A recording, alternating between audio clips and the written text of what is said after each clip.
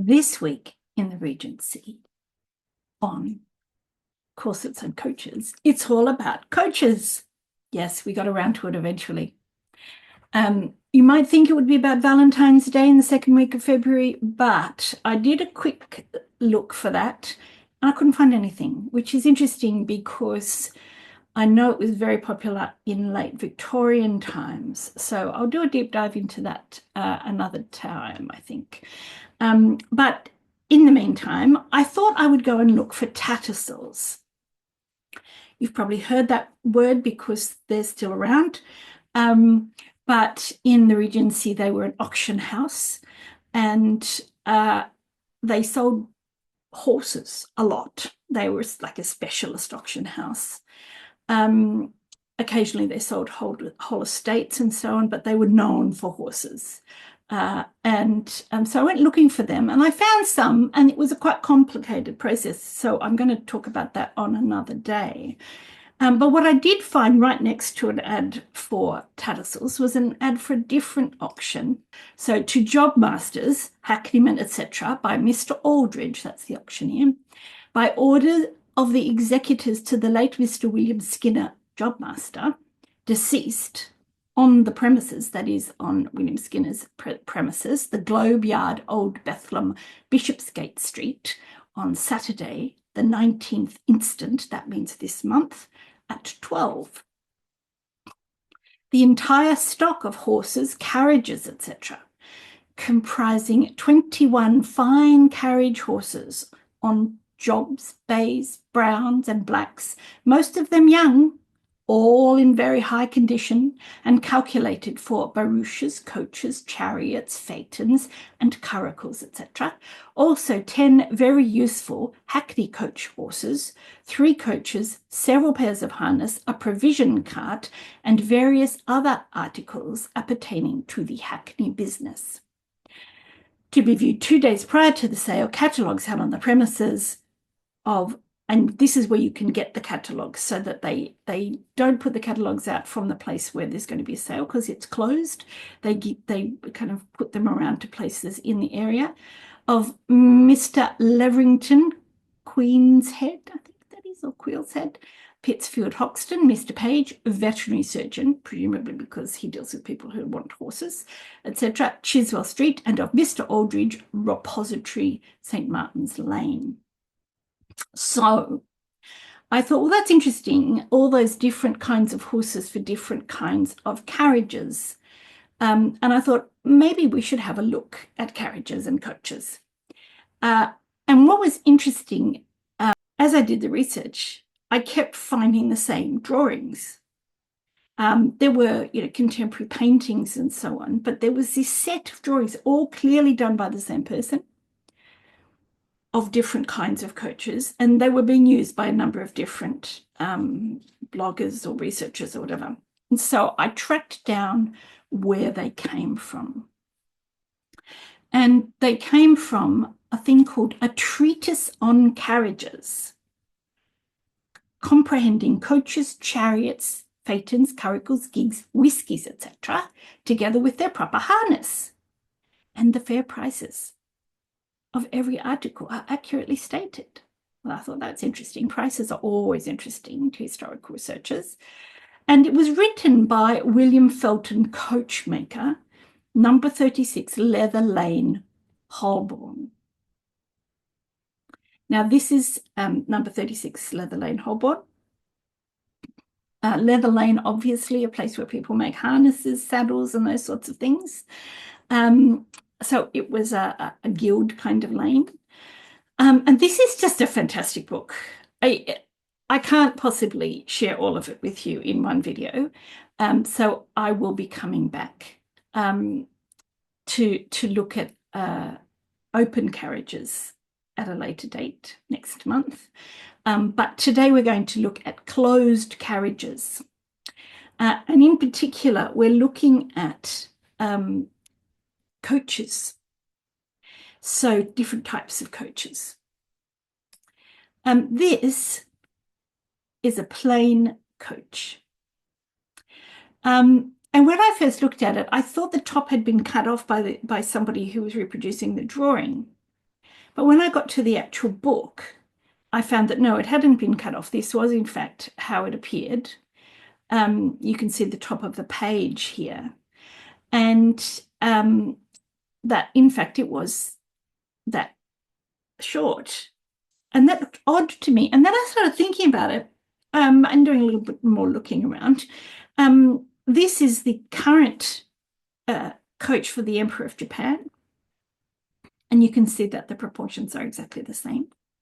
And then I started thinking, well, cars aren't very tall. Like you've just got to have room to sit upright.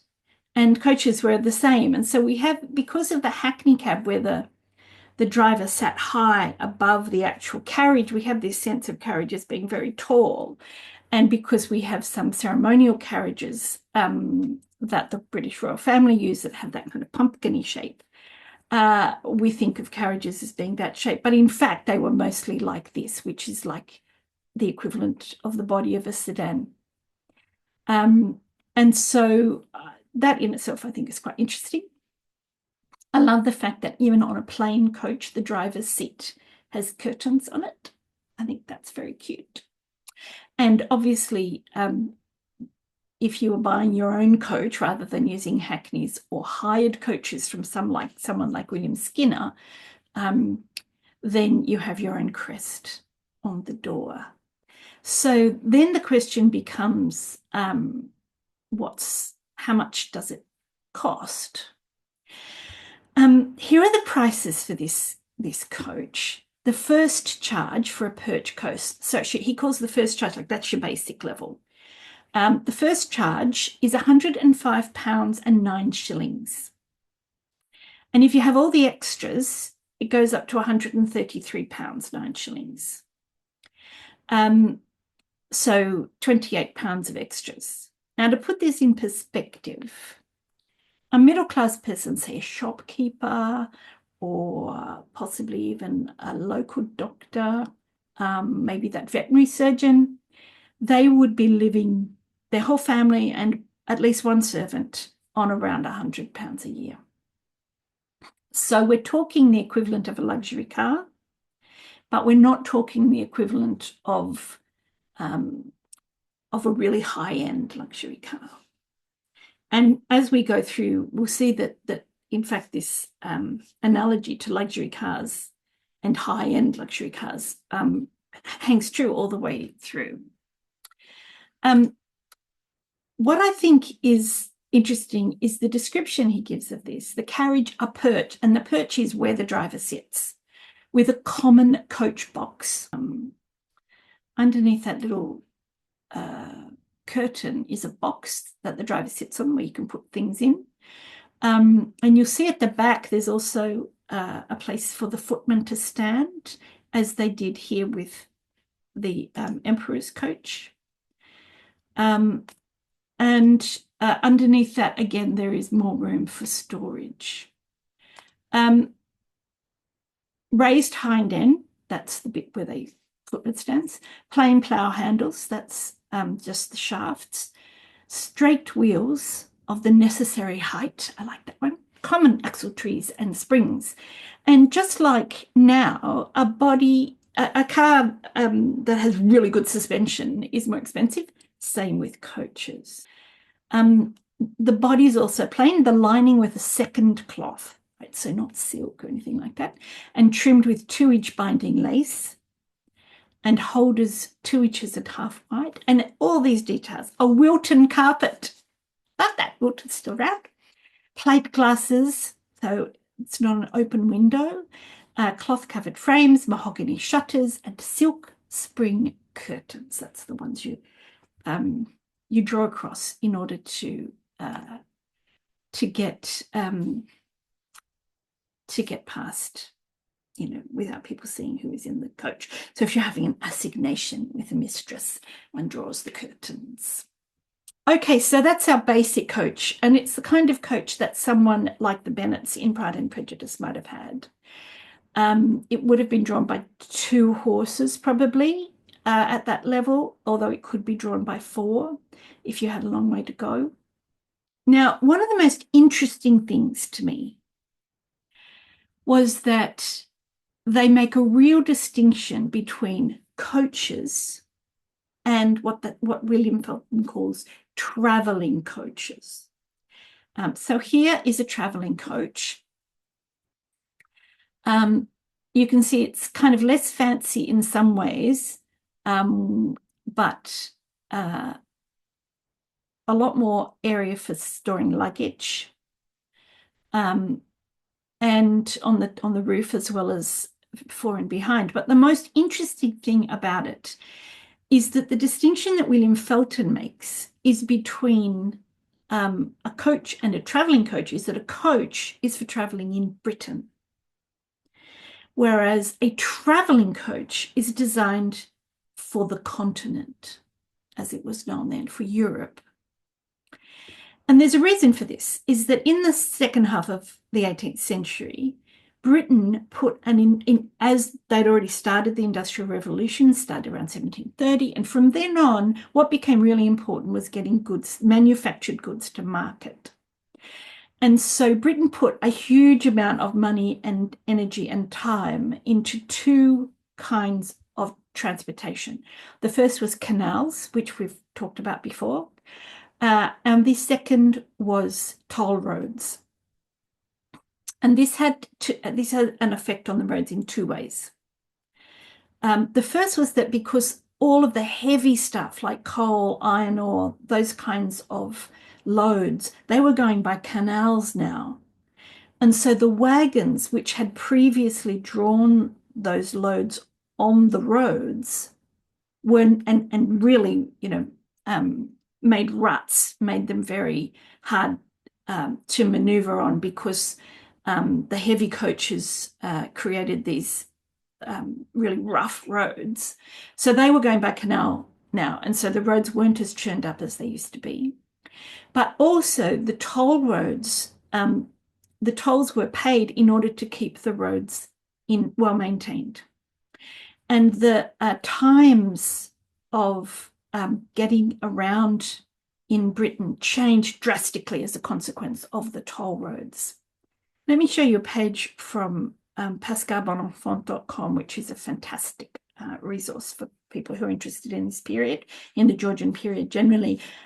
Fair disclosure, my husband runs this.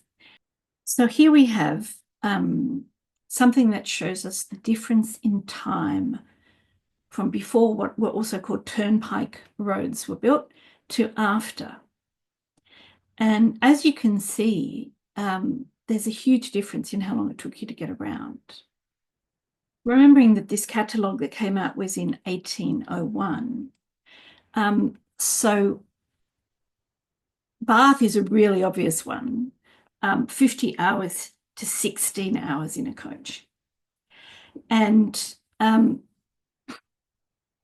that's a huge difference, but it would still have been 50 hours in France, for example, which had not only had to deal with less industrial development, but also a huge number of wars.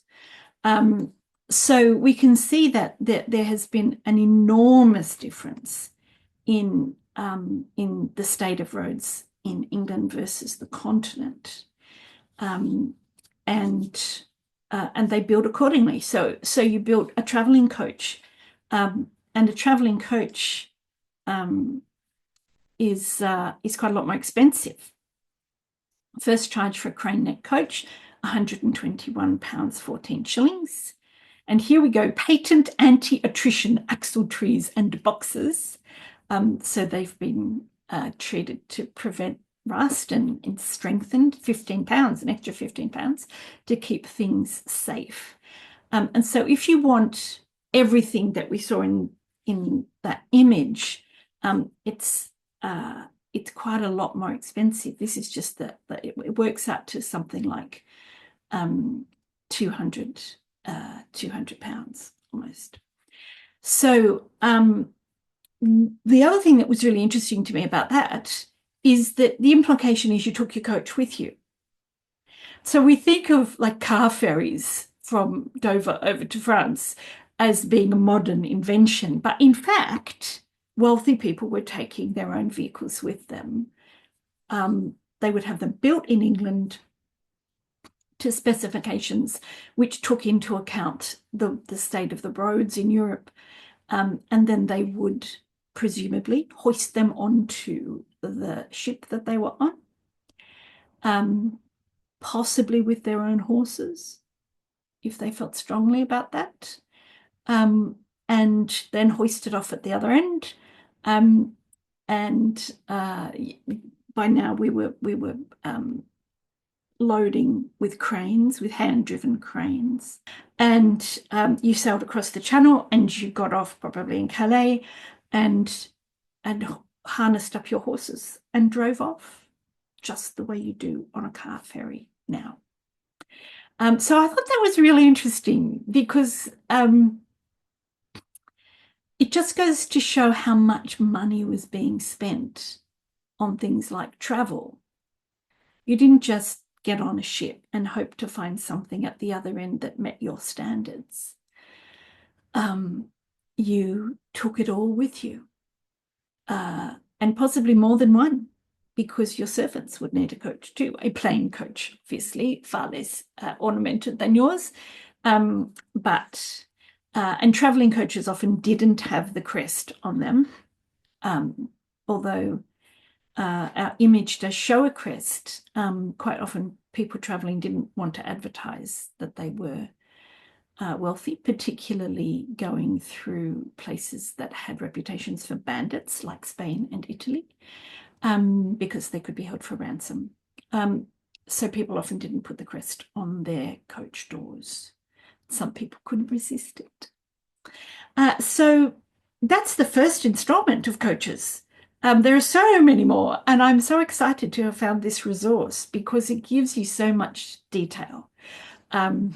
And next time we come back and talk about coaches, we'll talk about the racing coaches like curricles and gigs, and the other open coaches like high perch phaetons, and see why they were so dangerous. So this week in the Regency has been all about coaches from Mr. William Felton, and I thank him in retrospect. If you want to find out what happens next week in the Regency, you can subscribe, and I'll see you then next week in the Regency.